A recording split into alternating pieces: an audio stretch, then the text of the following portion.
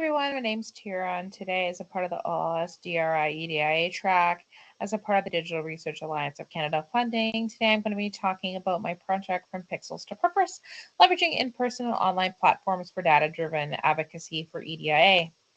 A little bit about me. I'm a PhD candidate located at Dalhousie University in Halifax, Nova Scotia, Canada. My work is on muscle and muscle repair using fruit flies or Drosophila as a model. Outside of my academics, I work a lot with community outreach. So that involves a lot of increasing diversity in STEM. This is particularly important to me as a Black woman, so I spend quite a lot of time on that.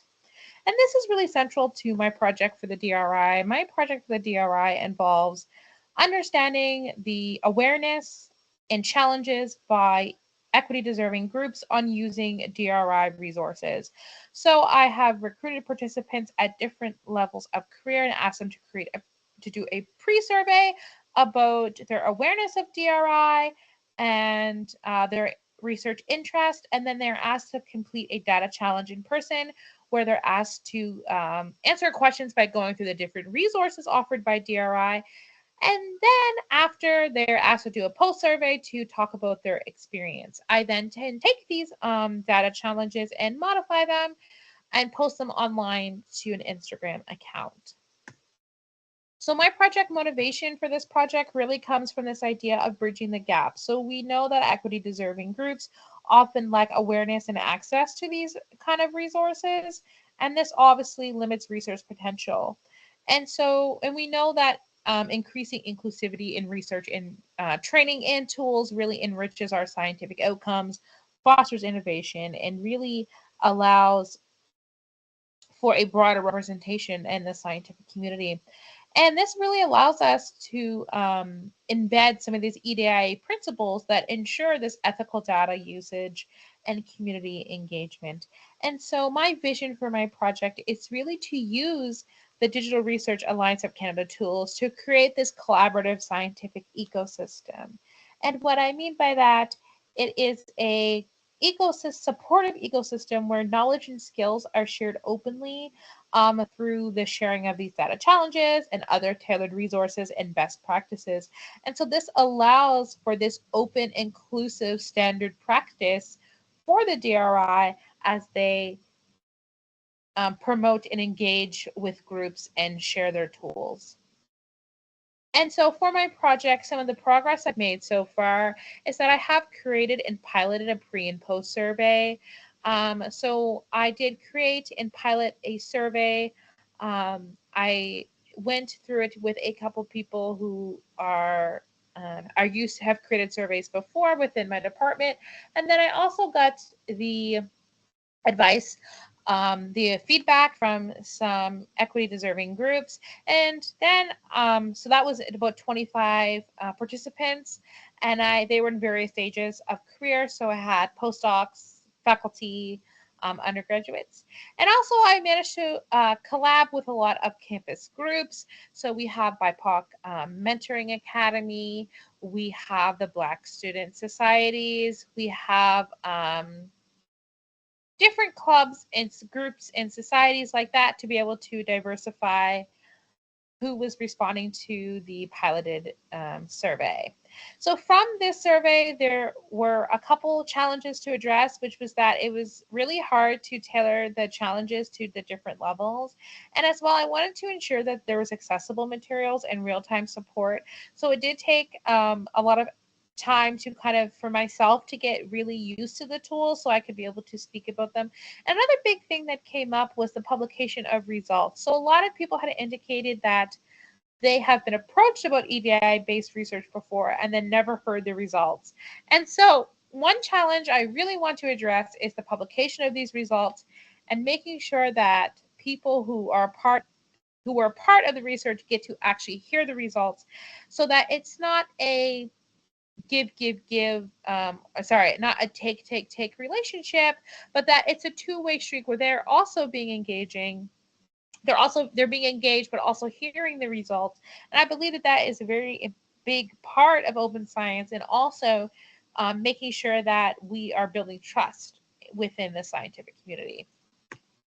So there's three main takeaways that I just want to touch on briefly from my experience with the OLS, which has been such an amazing experience. I was able to learn so much, and one big thing that was a key takeaway for me was the open leadership. And so that was about leadership being transparent and doing inclusive leadership. And that when we as leaders, so for me, for example, leading my project, I'm being very transparent conversations about how data is being used, how data is being collected, as well as being transparent about where data can be found for these for participants. As well, we this inclusive leadership really fosters collaboration, so the participants don't just feel like they're participants, but they also feel like that they're contributing and collaborating. And it's also it's building trust, which is so vital when we are working with underrepresented individuals. The next is practical tools and openness. So really just this program has provided me with so many amazing tools, such as I never really knew about Canva or GitHub. And these are practical tools. And not only did you talk about the practical tools, but we also got a chance to work on them hands-on and ask questions about these tools and kind of learn how we can adopt open data principles with these tools. Another big takeaway for me was the mentorship and peer support for project growth. So as a part of the program, we had regular peer feedback and mentoring with our mentors. And this really empowered me because it allowed me to refine my ideas, but also sustain momentum because it was like having your own cheerleaders. And what this shows me is that open science is not something that we can do by ourselves, but it's as a collective, as a group. And so it really showed me not only the value of myself being mentored, but also the value of me giving back in a mentorship way.